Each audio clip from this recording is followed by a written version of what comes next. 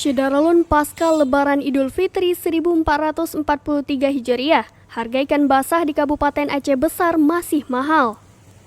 Salah seorang penjual ikan di Anek Galung Titi, Kecamatan Sukamakmur, Aceh Besar, Muhibbuddin, kepada serambinews.com mengatakan harga ikan saat ini masih belum stabil.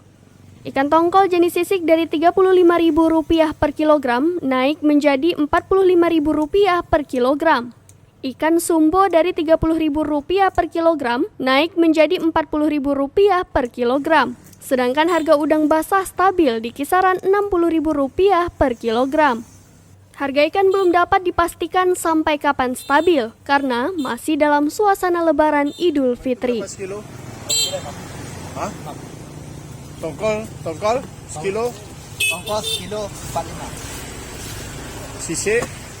Dari Aceh Besar, Asnawi Lui, Serambion TV.